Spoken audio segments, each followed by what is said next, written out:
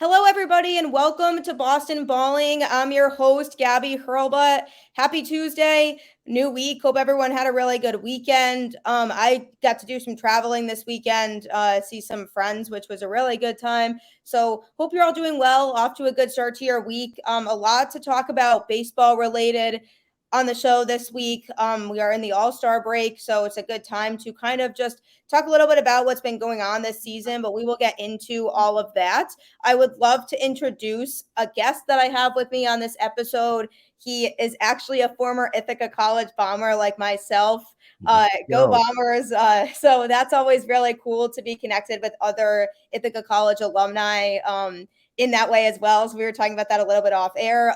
Really big baseball guy, has his own baseball show on 98.5. Matt McCarthy, how are you doing today? Gabby, it is great to be on with you, especially because you're a fellow Ithaca College Bomber. No, seriously, stoked to be here. Yeah, no, I really appreciate having you. I feel like that Ithaca connection is special. Ithaca alumni stick together.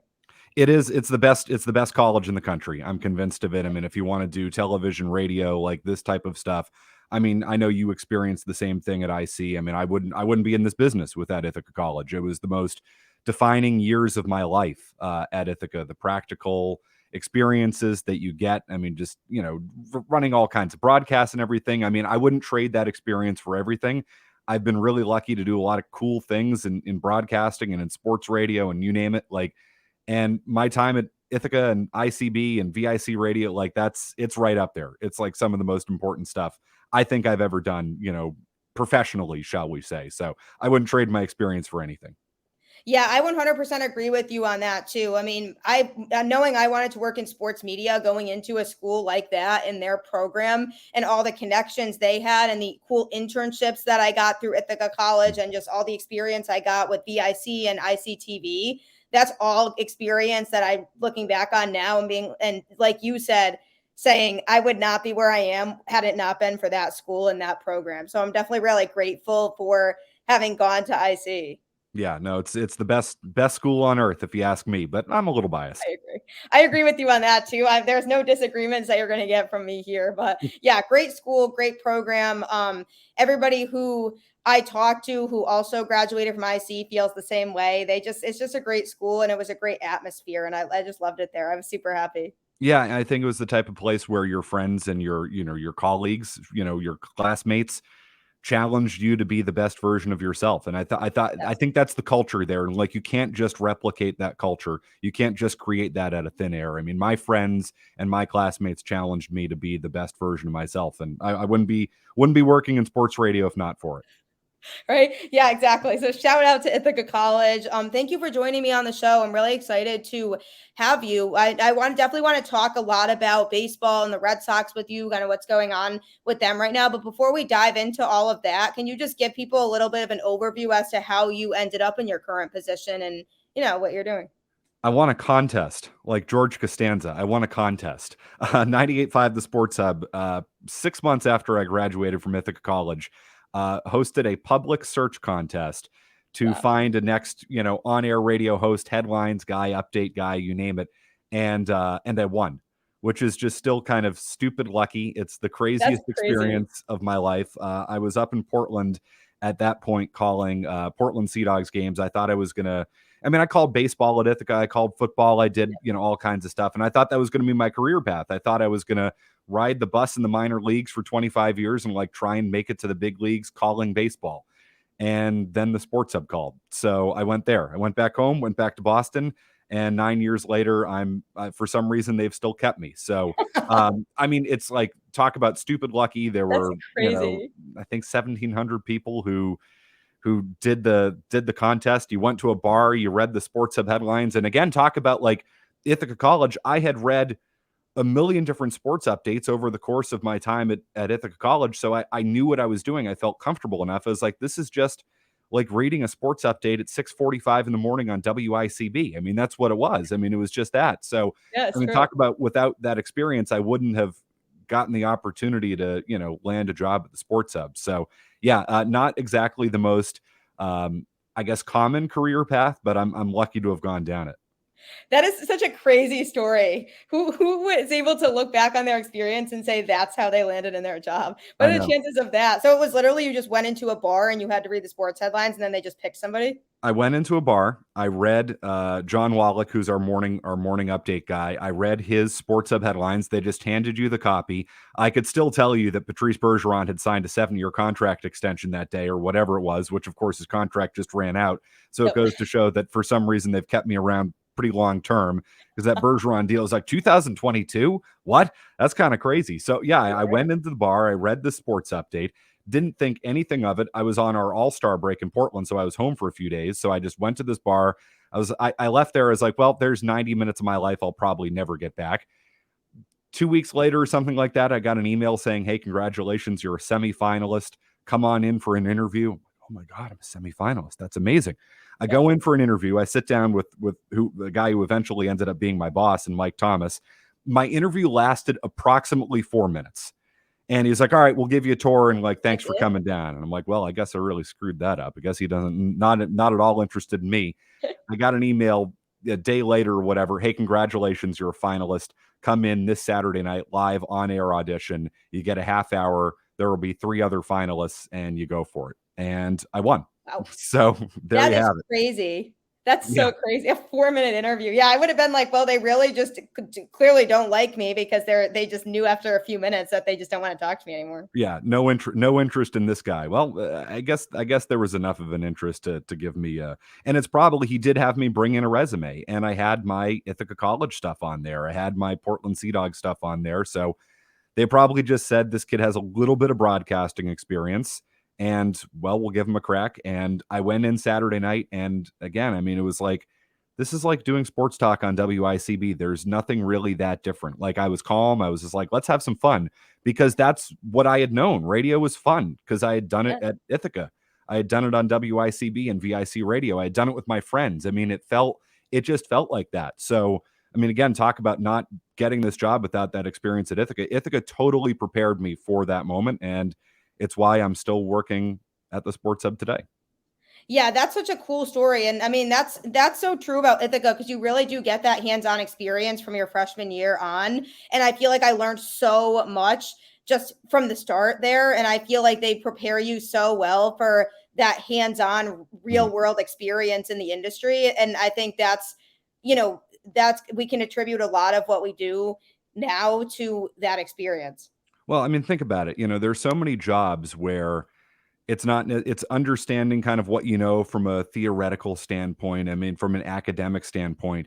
I mean, you know this, Gabby. I mean, broadcasting, television, radio, media. I mean, that's all. I mean, who cares what you did in the classroom? It has nothing Yeah. to do with that. I mean, and not to say that, I don't remember some of my classroom experiences, because I do, but everything I learned and everything I've ever learned in radio, in television, in media, I mean, it all comes from doing. It all comes from experiencing. I mean, podcasting, you name it, doing this right now, that's a rep. And that's what I say to everybody. Like, do whatever you can get your hands on if you're serious about it, and you're going to get better. You're going to get better and better and better, because that's the only way to do it. Yeah, exactly. That's so true. That's really good advice. The more you do it and the more practice you get, the more, prepared you're going to be and the better off you're going to be and you're going to learn a lot more to improve your personal craft. So it's really just about constantly doing it and just continuing to figure out how you can improve and how you can do better. Oh, without a doubt. I mean, it's the only way to improve in this business. It's the only way to advance. It's the only way to get opportunities. Take any opportunity you can get. I mean, if somebody didn't show up at Ithaca College to read a newscast, I printed off the thing and I read the newscast. Was I interested in getting into news radio? No. Did I actually do some news radio for a little while? Yeah, because I had that experience and I was able to get a job because of it. Yeah, exactly. And being able to take on those types of opportunities, even if it's not specifically what you want to do, but just Mhm. taking on those types of opportunities just to get more experience is always a good thing. Without a doubt. Can't recommend it enough. Yeah. Well, again, really appreciate you hopping on here. I really enjoy your baseball content and I look forward to talking about it with you. What did you think of the home run derby last night? I thought it was really exciting. I mean, I love Juan Soto. I'm really happy for him. I'm happy he won, but there were a lot of interesting storylines when it came to the people participating last night. Yeah, I thought it was an enjoyable derby, which is what the derby is supposed to be like. I mean, I do like the time format. I mean, the derby, for a long time just got too long, and it was Yeah. like the 10 out format.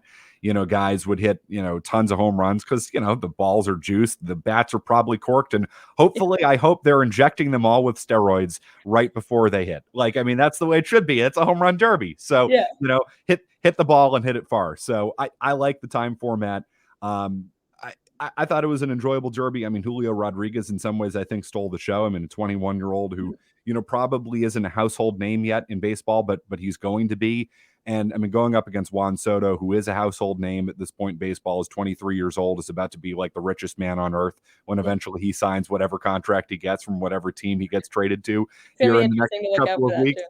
So yeah, I mean, it was great. I mean, I thought Pool House actually having a decent showing was kind of cool too. Like, give me more old guys in the home run derby. Like, come on, just like we should have like a legends division. Give me some old guys. Like, I want to see Mo Vaughn and Frank Thomas just go out there and hit some tanks. Like, That'd be interesting. I guarantee you they show up like fat and out of shape, and it doesn't matter. Like, you give those guys a baseball bat, they'll hit some tanks. They'll Like, still launch them. Yeah, they'll yeah, still launch them out of the that's what ballpark the anyway. that's what the home run derby is about. So no, I mean, listen, I thought it was a good product. I thought it was good for baseball. I mean, the only real bad side of it for baseball is it happened at Dodger Stadium where no fans ever show up in time for anything.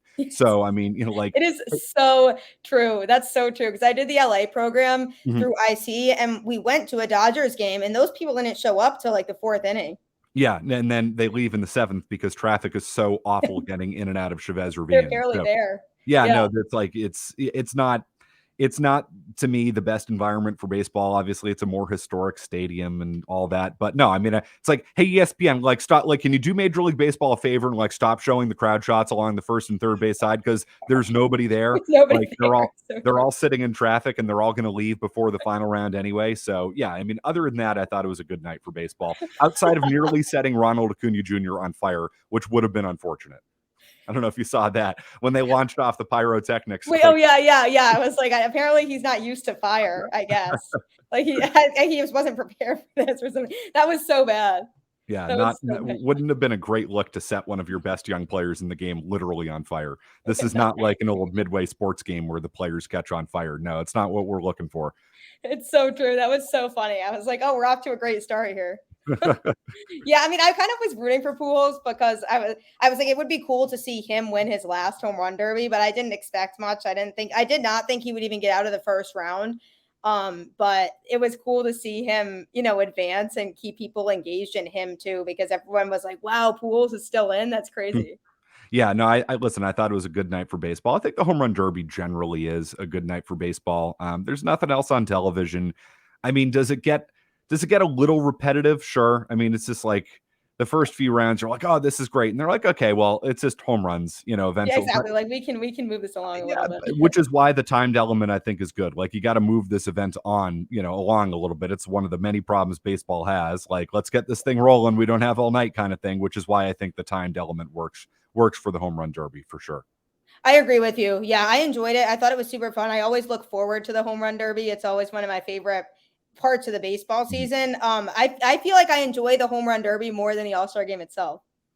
Yeah, I don't necessarily disagree with that. I mean, I think the home run derby is, I think in many ways it's always been one of the, it's always been the better event in Yeah. some ways. I mean, I go back to the derbies when I was a kid, like, Griffey, and then I mean the home run derby at Fenway Park in 99 is amazing. But then of course the All-Star game's amazing too with the All-Century team and Ted Williams and Pedro. And I mean, nothing's ever going to compare to that ever. But I mean, I don't know. What do people talk about? Like the home run derby at Yankee Stadium where Josh Hamilton went wild, or the fact that that game went like 16 innings? Like, Yeah, that was people a talk about crazy the home game. run derby. That So was yeah, yeah, I exactly. think it is a better event. Yeah, I think so too. I mean, I look forward to the All-Star game too, but I feel like especially when they took away the home field advantage aspect of the All-Star game, then I feel like it kind of diminished in terms of people's interest, because at that point, at least there was that incentive to win the game. Now it's, yeah, they're doing it for the fans, obviously, but I kind of was disappointed when they took out that factor. I actually hated that factor. I was never really a particular fan of it. But the issue is like leagues are trying to figure out how to make all-star games actually meaningful and like have people watch, because all-star games are a thing of the past. They're a relic. Yeah. You watch the all-star game as a kid because, well, you couldn't get every game. Now you can get literally any game. I see clips of Shohei Ohtani on Twitter every single night. Yeah. Back in the day, you didn't get that. And particularly with the American League, National League divide, like it mattered. It mattered in a sense that, if you were an American League fan, I mean, that used to be a thing. Like I was an American League fan or a National League fan, like the All-Star game mattered. And you wanted to see players in the other league that you never saw. And you only saw in, your Boston Globe reading through the box scores. I mean, but that's such a throwback. Like that doesn't exist anymore, which is why all-star games across all sports, but I mean particularly in baseball too, just it doesn't carry the weight that it once did, because the all-star game outside of the World Series was really your one opportunity to see the stars of the other league, because you never saw them. Those guys never came through Fenway Park. If you were a Red Sox fan, you never saw who was playing for the Cardinals or the Cubs or anything like that. Maybe you got one game a week on the Saturday national game, and that was it. So the All-Star game was the reason to watch. That doesn't exist anymore. Yeah, it's true, because now things are so much different now. You could really catch any game you want to see. Mhm. And like you said, even if you're not watching that game, Twitter has so many updates and so many videos that you can search. If you want to see a particular home run or something, you can just easily find that on Twitter now. So everybody's in tune with what's going on across the league in general now, whereas that used to not be a thing at all. Right. It's just a changing media landscape. I mean, Baseball Tonight used to be my favorite show on television. Why?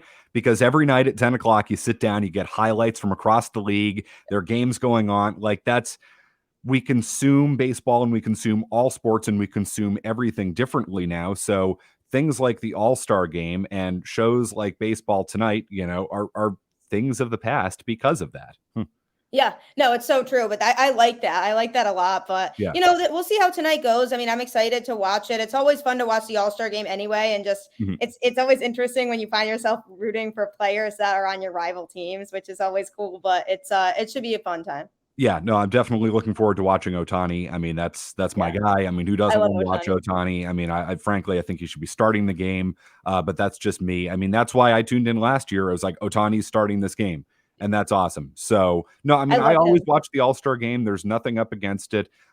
It's also, compared to any of the other sports, it's just pretty much a real game, which I like. I mean, it's not 3-on-3. It's not flag football, essentially, which is what the Pro Bowl is. They actually play defense, unlike the NBA. Like, it's a real baseball game.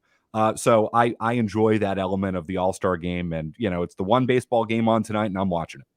Yep, exactly. I'm super excited. Yeah. And I love Ohtani too. He's one of my favorite players to watch in the league. It's just so cool just watching him really on both sides of the ball. He's just such a unique player, and I love him for that. Gabby, he was molded by the gods to literally do this. Like that's like the only thing I can say about Shohei Ohtani. He was molded by the gods and put on this earth to play baseball. What he is doing is the most ridiculous thing of all time. I mean, hitting and pitching at an all-star level is just insane. Like, isn't that crazy? I mean, you think about it, like Willie Mays is probably the greatest all-around player in the history of baseball.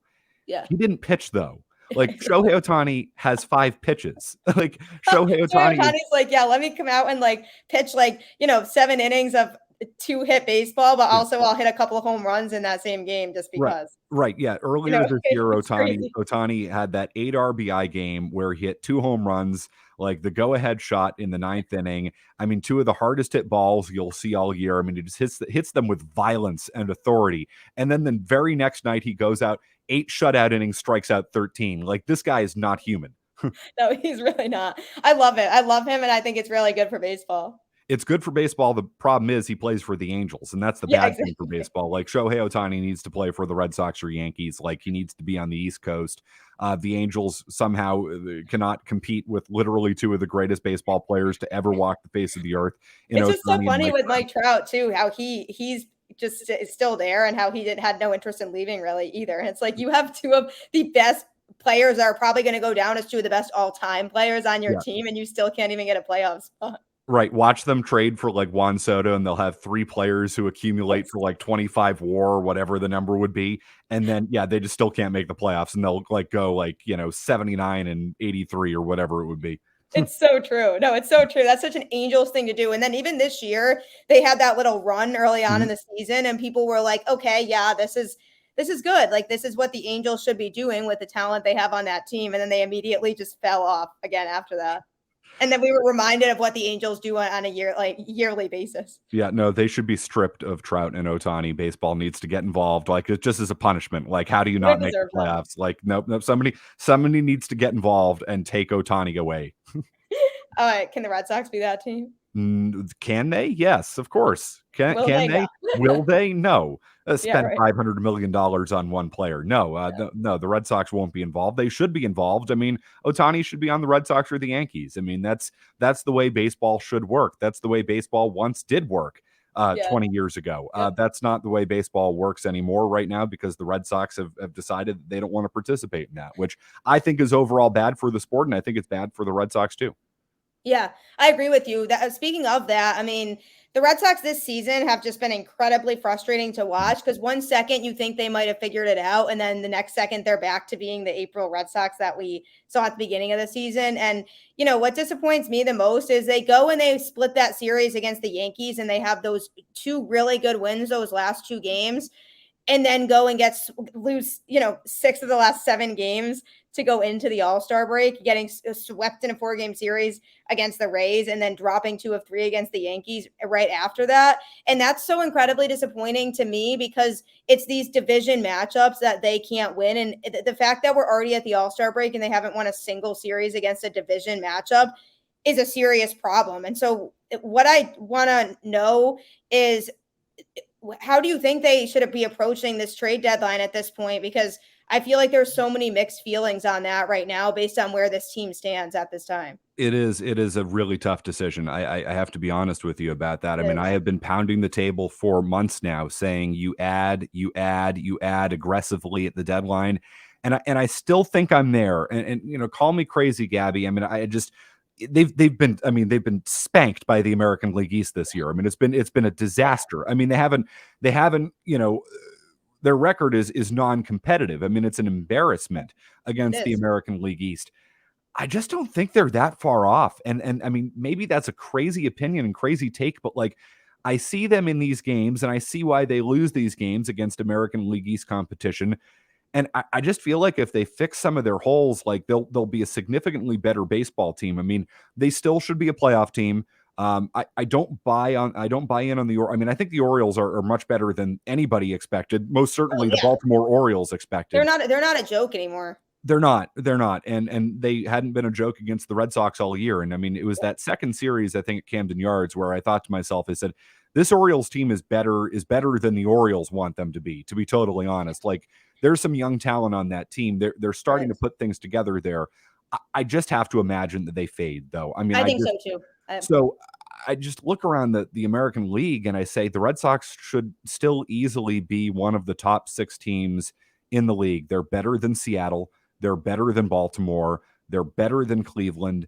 So I think if they add and if they improve at this deadline, they will be a playoff team. And it's hard for me to really justify saying sell when the Red Sox are, I mean, at this point, what, how many games out of a playoff spot? 1, 2? I mean, it's 2. Yeah. when I think that they have more talent than just about anybody else they're directly competing with. Are they anywhere near as good as they should be with a $240 million payroll? No, of course not. Are they a legitimate World Series contender? I mean, if they add really aggressively, but they're not going to do that, so no. But I still have a hard time saying the Red Sox should sell at the deadline when they're 2 games out of a playoff spot. These next 2 weeks will be huge. I mean, if they, and listen, it's going to be a tough schedule really down the stretch of the regular season. They only play 2 teams between now and the end of August with losing records. So, No, it's yeah, and I even before the season started, and I was looking at their schedule, I was like, that month of July and even into August is going to be the toughest part of their schedule. Yes, it will be. And I mean, I think they've shown against good competition that they have their limitations. I'm just still not selling, and I know this is going to come up into kind of a big picture discussion about Xander Bogaerts and his contract situation. And I mean, the entire core of this team, I think, could likely be gone at the end of this year. Bogaerts, a free agent. Martinez, Evaldi, Kike Hernandez, who's hurt, and I'm not convinced is coming back. But Christian Vazquez has had a great season. He's a free agent. And then, of course, the Devers contract situation, is coming to a head this offseason. So, I mean, you can make an argument that you sell because you're heading into, a potentially difficult situation. I just make the exact opposite argument. I say this is potentially your last chance with this core. I'm not saying that you sell the entire farm to try and build a World Series winner out of this core in its last year, but that doesn't mean that you shouldn't supplement it. That doesn't mean that you shouldn't acquire bullpen help and a real legitimate first baseman at this deadline. That's not going to screw the 2025 Boston Red Sox. It's just not. They can acquire legitimate big league players at this deadline without having to pay ridiculous costs when it comes to prospect capital. So I believe that they still should buy. But if you're getting to the point where you're saying they should sell, especially after Chris Sale fractured his pinky, I understand where you're coming from. I'm just not there yet. Yeah, that Chris Sale situation is so heartbreaking. It's like the guy's in his second start back, and we hadn't seen him since last season, and now he comes back, pitches pretty well. Like he pitched pretty well in that game against the Rays. Like overall, he looked pretty good. Granted, they obviously lost that game, but that wasn't on Chris Sale. He did what he could have done. Like I couldn't have asked for much more from him in that game. And then obviously, getting knocked out in the first inning against the Yankees the other day, and just seeing and hearing that sound. I was like, this is just heartbreaking. Like you really have to feel for the guy. And I mean, honestly, I know right now they're saying 6 to 8 weeks he's going to be out. I just really am not convinced that he is going to be back this season, but yeah, I don't expect to get anything out of Chris Sale this year. Obviously the way it happened was incredibly fluky. He didn't look as good in his second start. I mean, the changeup was up. I mean, that changeup got smoked by Aaron Hicks. That's not a good pitch. So he didn't his fastball velocity was down a little bit, which was concerning me, but obviously you're a better team with Chris Sale, even if he's at 80%, I mean, you're not getting 2017 Chris Sale anymore, I don't think, but like you're still a better baseball team. I have a hard time in this. Obviously the injury is fluky. But I have a hard time really defending the Red Sox, given they actually expected to get much out of Chris Sale this year. And it certainly appears that the way that they constructed their roster, they did. I have a hard time counting on him in any way, because not to say if it wouldn't be this, it would be, another shoulder problem down the stretch. I mean, this is a pitcher who fades. He can't stay healthy for long periods of time. A rib fracture at the beginning of the year, like we still don't what the hell is the deal with that. So just not somebody that you can really count on, and that's a tough position for the Red Sox to be in when you can't really count on your ace. But yeah, this is tremendous bad luck, and it does probably change their minds a little bit about what they want to do at the deadline. I mean, how could it potentially not?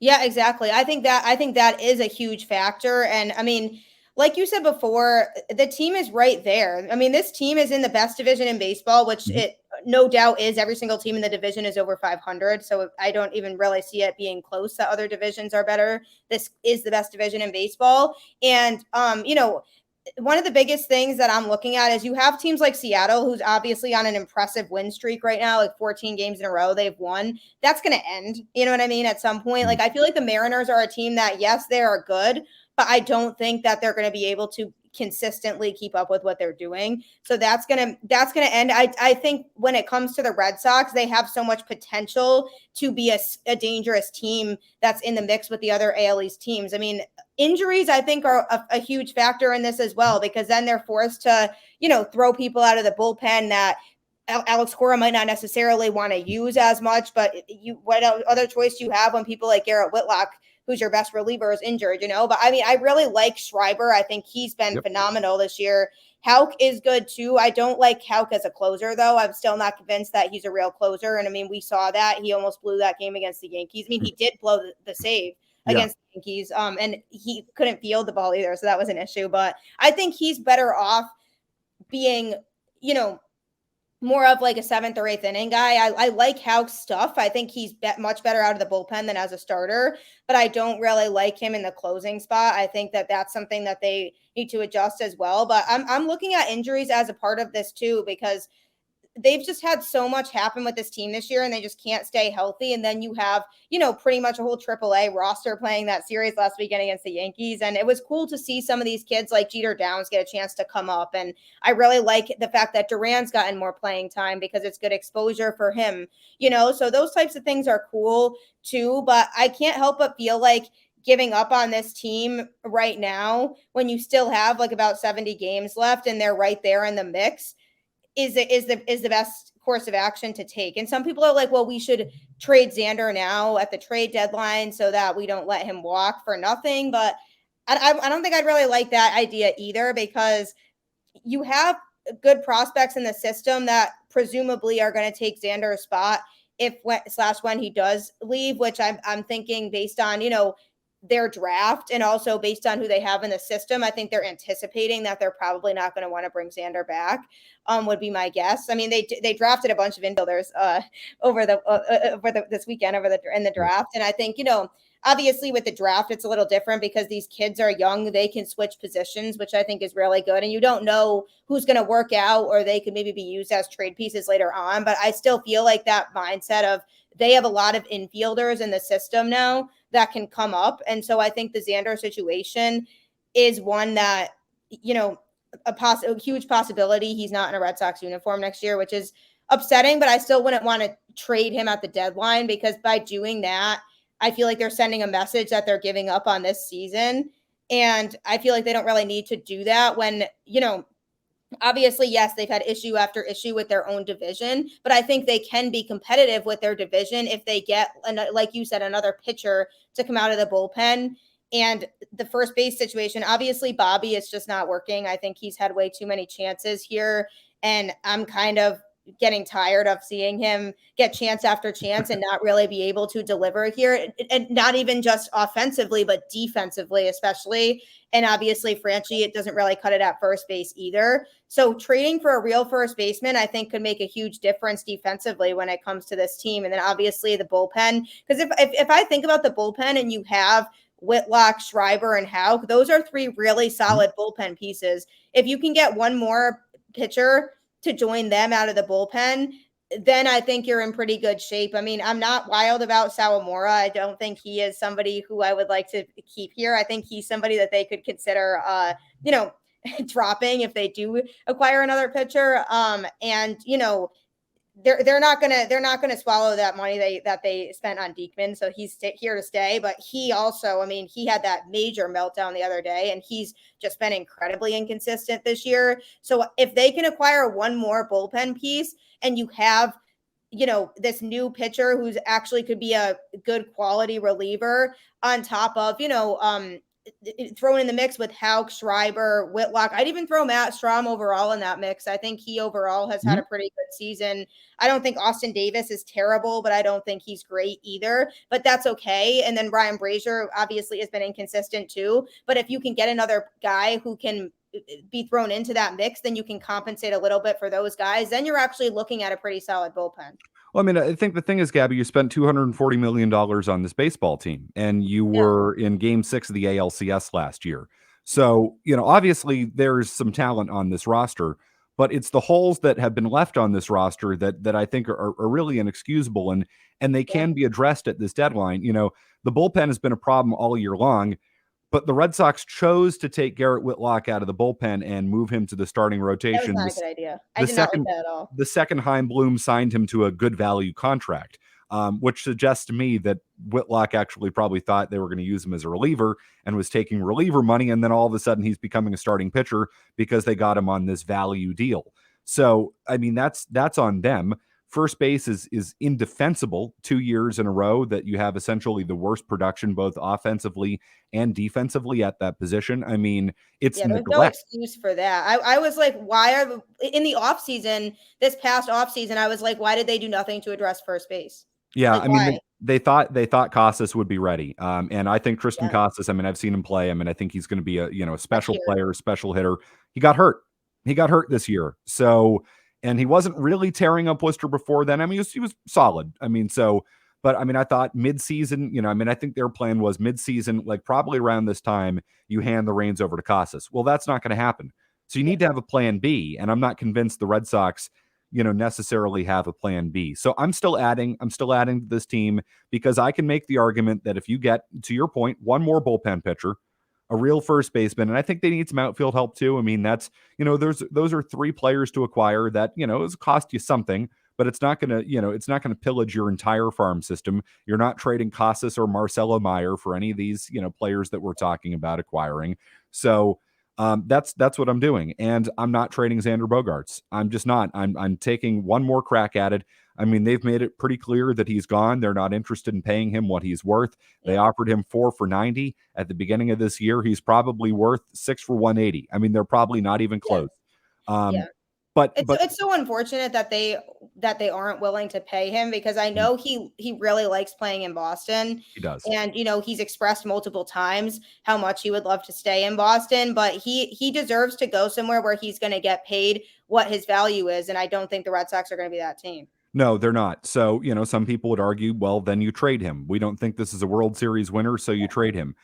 I guess what I'd say to those people is, what are you getting for Xander Bogaerts in return? Because theoretically, we're talking about, a guy who's a 4-time All-Star, 4-time Silver Slugger Award winner. He leads all major league shortstops in average on-base percentage, doubles, and I think the most important statistic offensively, OPS. He literally leads all shortstops in Major League Baseball in Yeah. those categories. So, I mean, he's Xander Bogaerts. He's a 2-time champion, like all of it. Like, he's somebody who should get you a good return.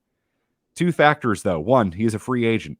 2, he has a no trade clause, so he can pick his destination. Yep. So you can't drive up the price for Xander Bogaerts. I mean, the chances of the Red Sox getting some type of elite return for Xander Bogaerts, who is essentially going to go somewhere and probably be a rental. He's not going to sign a contract extension at this point.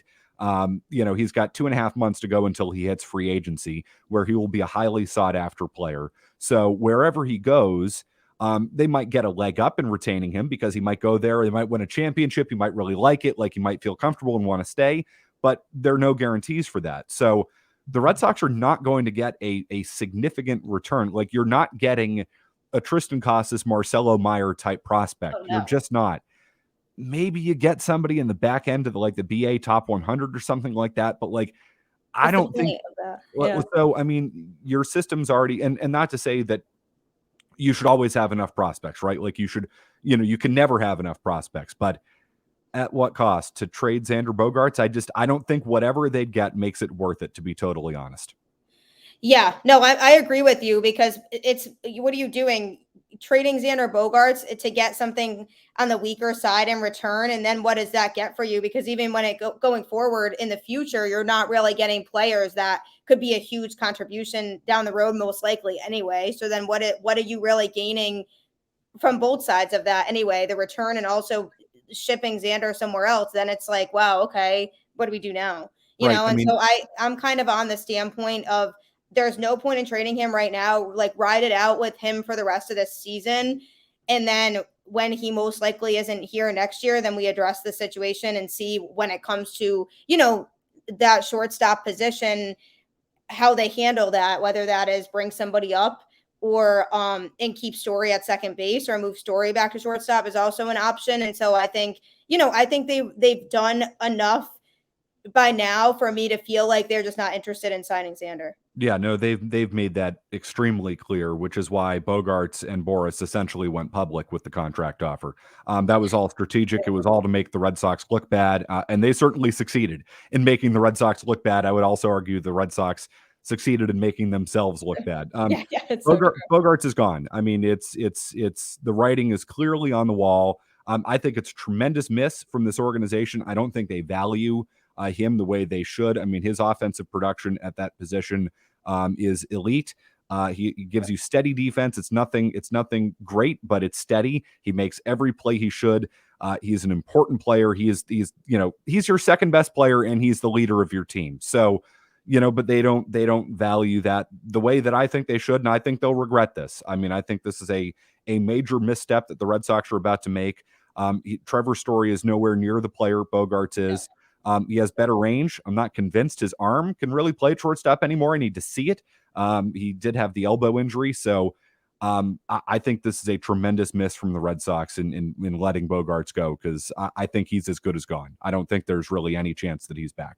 Yeah, I think there's going to be a major hole there. I think we're going to see there is going to be a difference with this team when he's not there. And even like you said, forget about his production on the field, which obviously is tremendous, but even off the field too. Like he's a good locker room guy. He's been in he's the longest tenured player on this team. He's very familiar with playing in Boston. Like he's been like a mentor for Devers. Those two seem like they're really close, and I think he's somebody that the young players on the team can look up to, who's been here for a long time and has been able to be successful on this team. And so I think he's really, really going to be missed in multiple ways. Yeah, I couldn't agree more. I mean, his impact on the clubhouse is important.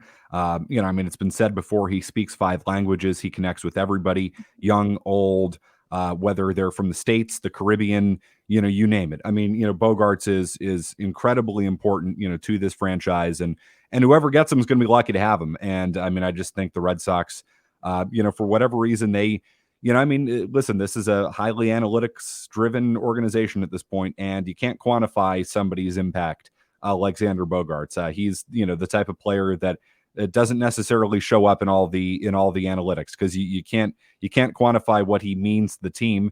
And I think it makes it increasingly unlikely that Devers returns too. So I just don't think they're taking that into account enough. The Devers situation is incredibly frustrating for me, because you have a really special talent in this kid who's probably going to be one of the best players in the league for years to come. And not being willing to spend money on somebody like him, to me, it would be a huge mistake too, because then he's going to go somewhere else and probably flourish. And then where's this team going to be at that point? And I just don't, what really bothers me is when they don't like to spend on their homegrown talent and the players that they develop through their system.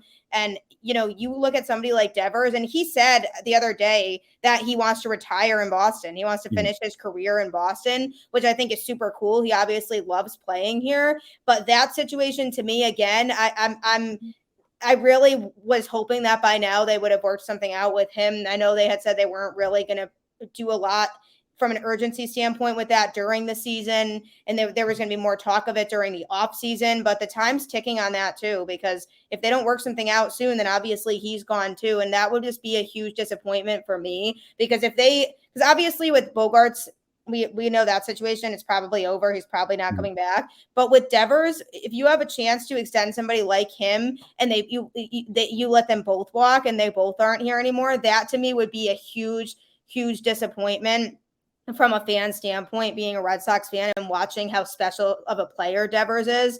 And them, if they don't feel like they want to pay him that much, or they're not willing to pay for somebody like that. Because I know a lot of teams would, if Rafael Devers was on their team, would not question paying somebody like that. No, Devers is going to get paid because he deserves to get paid. I mean, as much as I want the Red Sox to keep Bogarts, the Devers situation is also completely different. This is a 25-year-old left-handed power hitter, one of the best hitters in the game, across the game, not just at his position, across the game. He's one of the true impact hitters in the game. Like, you've got Juan Soto and then like Rafael Devers. Like, that's, I mean, he's closer to that category. So he's going to get paid. And I mean, this Alex Spear report in the Boston Globe last night, suggesting that the Red Sox offered Rafael Devers 8 years, $168 million. That's insulting. It's not even close. It's not even close to where they need to be. And, the Red Sox apparent reasoning for that is they used Matt Olson's contract with the Braves as the kind of the jumping off point for the discussion. Yeah. Matt Olson, who's 2 years older than Devers and doesn't play the same position. I mean, it's not even in the same stratosphere. And I mean, if you're making that type of offer to Devers, I mean, that's insulting, and it suggests that you don't want to keep him. The same way that 4 for $90 was insulting for Xander Bogarts, 8 for $168 for Rafael Devers isn't even close. It ties directly in. There was reporting out of spring training, I believe it was from Jeff Passan, that indicated the Red Sox were about $100 million away from where they needed to be to sign Rafael Devers. I believed in spring training that if they were around the Nolan Arenado contract, again, a third baseman, Red Sox, Chaim Bloom, John Henry, a third baseman, not a first baseman. Nolan Arenado is 8 years, $260 million, which is $32.5 million per year. Manny Machado's 10 years, $300, a third baseman. So they needed to be somewhere in that ballpark. And the fact that they weren't even close and were trying to not even use a third baseman as the comp suggests that was ridiculous to me too. I was like, how are you even using somebody who doesn't even play the same position as him? Like, what kind of logic is this? Well, it's logic that we're making this offer, but we're really not serious about you. I mean, man, when people tell you how they feel about you, listen. And if you're offering Rafael Devers $168 million over 8 years, when he was worth somewhere between 260 and 300 million, and now he's probably worth north of 300 million. I mean, the price has certainly gone up on him with the way he's played this year. I mean, the guy's a legitimate MVP candidate. Yeah. The Red Sox were 100 million off. Lord knows they might be closer to 200 million off at this point. They better shape up quick. They better pay him what he's worth. They better stop screwing around, because that's a we're screwing around offer, and we're not serious about you. That's insulting. It is an insulting offer.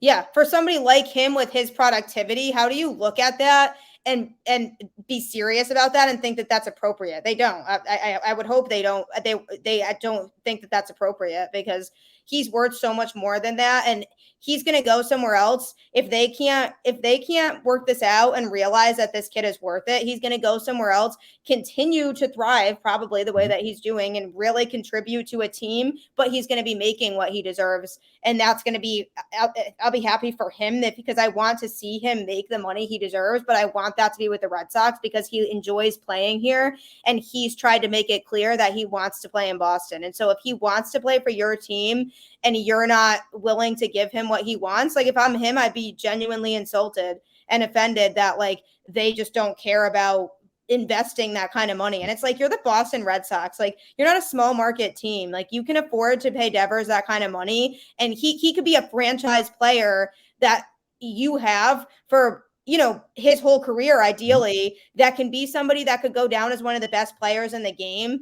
And he's still so young, and you're just not willing to do that. Like, I just think that's completely ridiculous, to be honest with you. It's indefensible, Gabby. I mean, there's no other way to say it. It's indefensible. The Red Sox want to operate differently. I mean, that's just, they can afford him. They're choosing not to afford him. I mean, that's really what it comes down to. This is their choice. And they're getting raked over the coals for it, as they should be. The same way that they were raked over the coals for the Mookie Betts situation. But I suppose there was always a question about whether Mookie actually wanted to be here. There's no question. And I feel that he would have stayed here had the Red Sox offered him a fair market value contract. That's just how I feel. Some people feel differently. There's no question about Devers and Bogaerts. They want to be here. The Red Sox just aren't serious about keeping them. Yeah, like, how much clearer do they have to make it that they want to be here?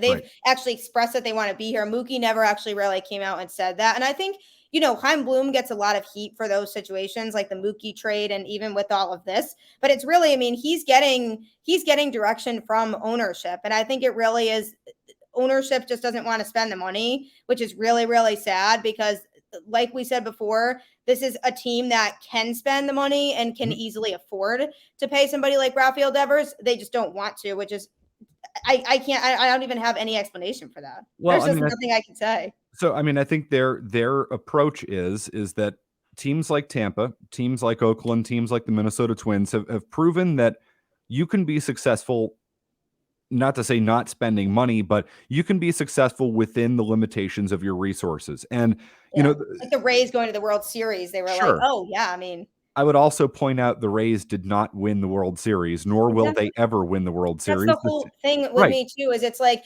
yeah, sure, you can operate the way the Rays operate and pull these random names out of thin air, and they end up being stars, and that's just what the Rays do. And I think they're really good at developing the players they have in their system. I will give Tampa Bay credit for that, because I think that that's something that they are very good at. And you can operate that way, sure, but operating that way is not going to get you over the hump to actually win a World Series. And why does it matter if you keep being a playoff team every year, but you can't finish the job in October when it matters? Then how much does that strategy really work then? Okay, so but that's not how somebody like Chaim Bloom looks at it. I mean, Billy Beane is on record saying basically the playoffs are a crapshoot. I would say that Billy Beane's record in the playoffs suggests it's the exact opposite because his methods don't work. Now, his methods get them there, and the Rays' methods get them there, and they deserve credit for that. I mean, the Rays and their ability to, particularly with pitchers, I mean, just find guys out of the middle of nowhere, and then they burn their arms out. Like, I mean, Garrett Whitlock's a perfect example. Like, that's like such a Tampa Bay move. Like, you find a guy in minor leagues undervalued, Rule 5 pick, you bring him in, and he's a stud for you. Hopefully he stays healthy. Probably won't because they're going to abuse those guys. And that's what they do in Tampa. I mean, look at how many pitchers they go through. It's the model. We're going to have, we're not going to have, we're going to have two staffs of pitchers, not just one. And we're just going to go through guys and burn their arms out. And it's like high intensity innings and all that. And that's the model. And it works for them. And then once the players get to a point where they're good enough and they are a player that's, really well respected among the league, then they just trade them for more prospects. Right. But the Rays have to do that. The Rays have to do that. They do not have the resources that the Red Sox have.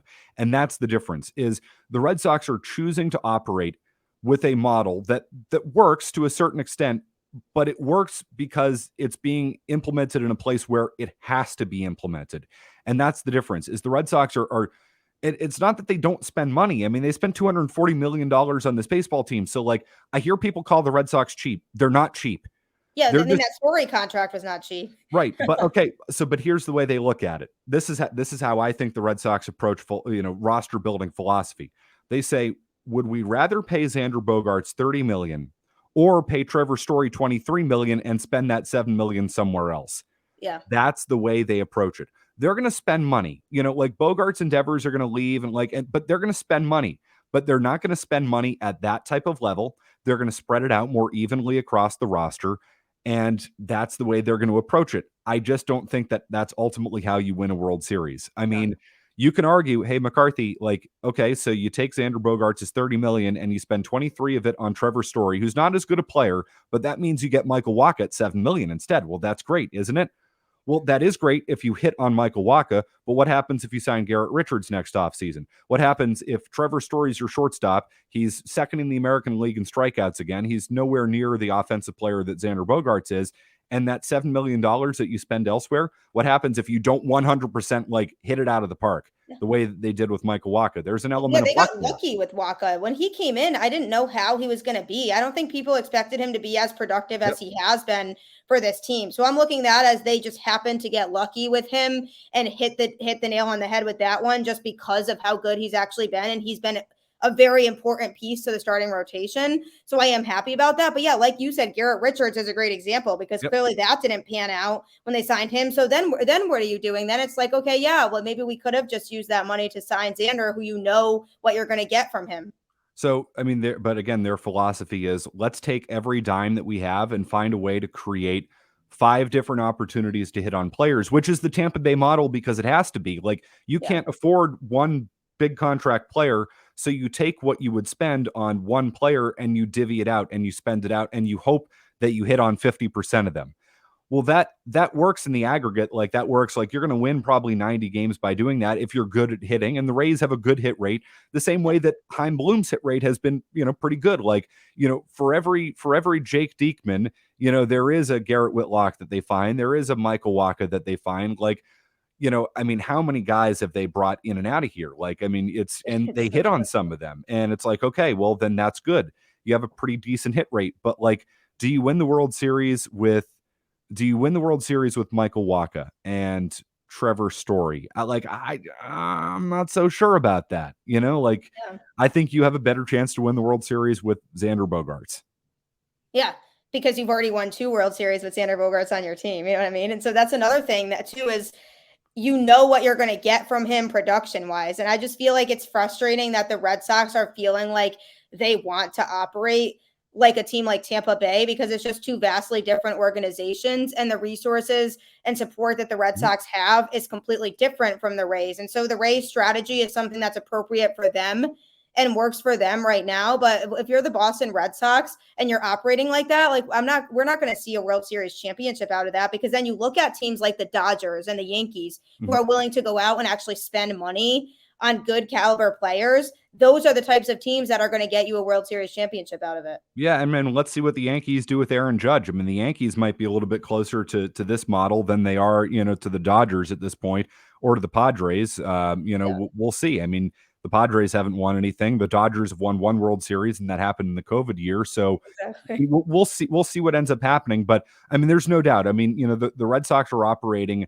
They're trying to operate in a little bit more of a creative manner, and that's not to trash all over creativity. Creativity is good in sports. It's good in roster building. But if you're so obsessed with it, and you're the reason it's so frustrating is you're not using your greatest strength, which is your financial might. You can sign a big contract player, a big money player, and you know what?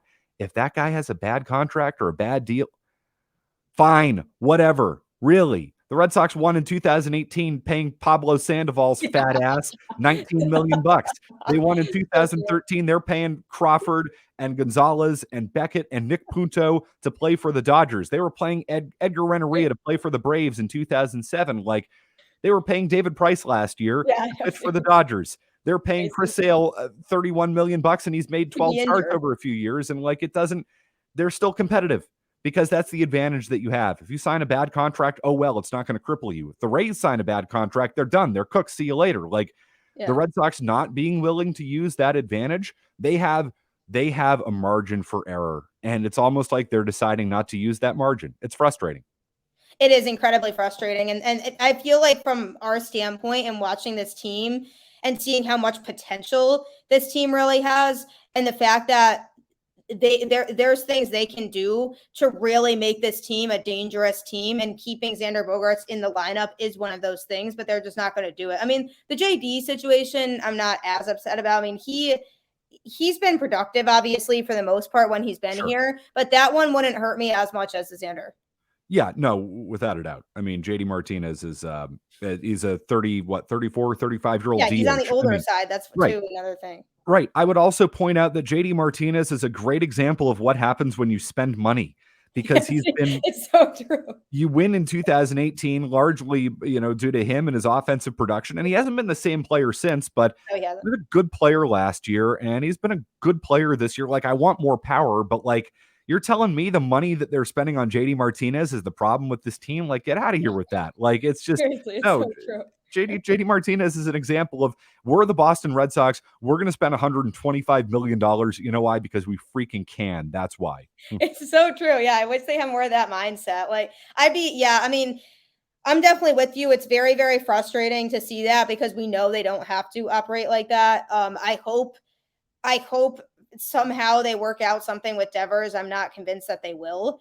But if they somehow do, and they wake up and decide that he's worth that kind of money, I think that's going to be a huge step for the Red Sox. And I'm going to be like, yeah, that to me is a good move. And that to me shows, like, okay, so they are actually willing to spend that money in the right place and pay Rafael Devers to contribute to this organization for a long time. Yeah, it's a no-brainer. It's a no-brainer for me. And I think it's a no-brainer for most teams around sports, around baseball. If you have the money to sign a player like Devers, you do it, particularly given he wants to be here. And he might take a slight discount to be here. I mean, you're going to have to be in the ballpark of, a record-breaking contract, but he'll stay. He'll stay if you get there, if you show him the respect. Would he take $350 million here or $370 million elsewhere? Like, he might take $350 here, but you're still paying him $350 million.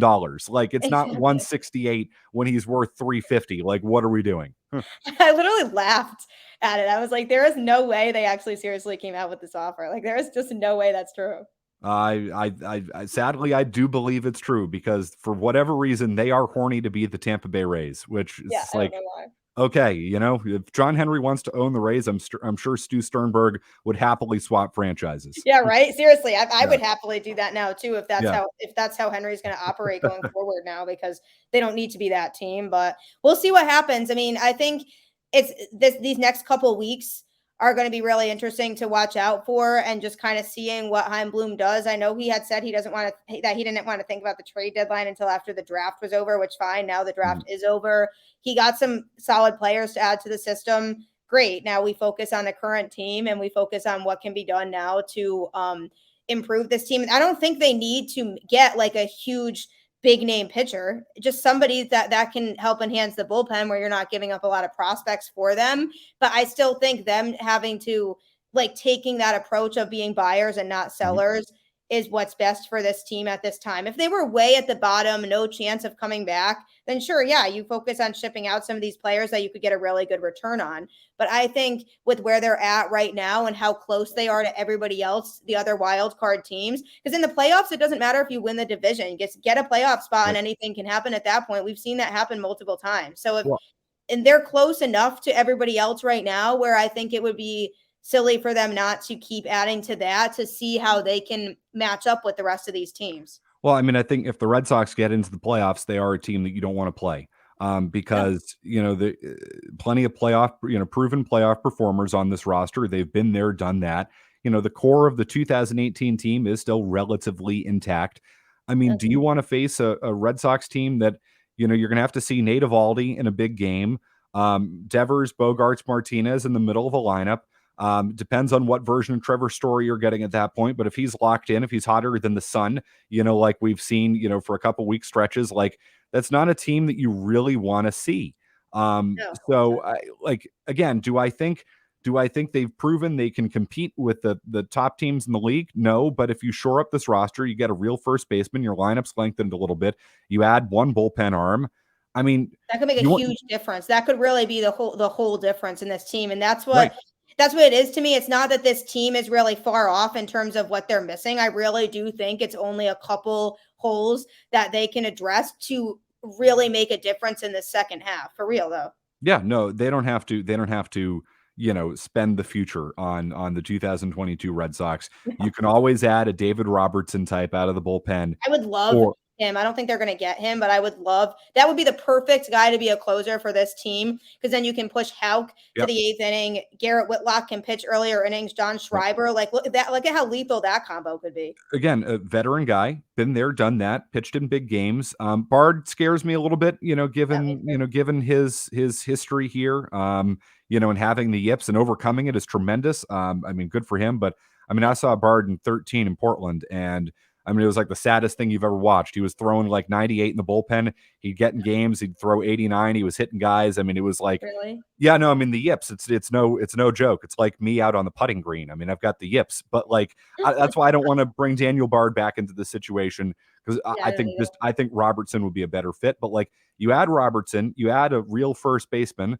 I don't know. Like, is that a team you want to face in an elimination game in the playoffs? Maybe Eovaldi's pitching. You got the middle of that order, and Whitlock's hopefully healthy. Like, it's not a team I want to face. So I'm still adding at this deadline. I agree with you. I'm 100% with you. I hope they do. I really hope that's what happens. I hope the second half can be a lot less frustrating. I'm hoping the All-Star break for them to kind of reset is good for them, that they can come back and start winning some games, because this last week was just so disappointing and just so exhausting to watch them lose all those games. And so I'm hoping they can come back after the break, after a reset, and just kind of turn things on in the second half. And maybe that will happen. And I hope that they do a couple things to add to that, so that Bloom is telling them that he believes in this team and that he has that confidence. And so even like the Schwarber move last year, like something like that, a real first baseman, like he didn't give up a ton for Schwarber either. So like, I mean, it's possible to do things that you don't have to give up a lot, but can really make a huge difference to this team. And Schwarber made a huge difference down the stretch for that team last year. And guys who have their contracts coming up, you generally don't have to pay a lot for them. I mean, the Yankees did not give up much for Rizzo last year. The Red Sox gave up nothing for Schwarber. And, one of the reasons why is because he was hurt. And Exactly. well, he also wasn't really a real first baseman, but he did help their lineup. So, Yeah, you know, I mean, they didn't address the first base thing, but yeah, no, he addressed it in the fact that they put him there, but he didn't really address one of the issues, which is we need somebody who can actually field this position. exactly. I hope they can find somebody who's actually played first base before at the big league level, which theoretically is not a very hard thing to find. Instead, they really went out of their way to find somebody who had never done it before because Heim gets all hot and bothered for that. I don't know. It's weird. It's strange. It is. Like It really they is. keep putting guys there who've literally never played the position before in their life. It's kind of feel like they should learn their lesson. But hey, here we are still 2 years later, still talking about the same thing. So I guess they haven't learned their lesson. Yeah, it's so true. I think that needs to be a priority. I'll be really happy. I'll be really happy if they at a minimum just get a first baseman and a pitcher at the deadline and call it a Yes. day. I Yes. think that could be a huge difference. I agree. I think they're a playoff team if they do that. And, we'll see where the chips fall. Yeah. No, for sure. I agree. But I really appreciate you hopping on here with me. This was fun. I always love talking about baseball and the Red Sox, even though it's a frustrating time for them right now. But I think, I still have confidence that they could squeeze into the playoffs. They just need to make the right moves, go about it the right way at the deadline. So we'll see what happens. But really appreciate you hopping on here with me. Always appreciate everyone tuning into the show. Appreciate all of you for that. I hope you have a great rest of your week and everyone enjoys the All-Star game tonight. I'm very much looking forward to that as well. So I will catch you all next time.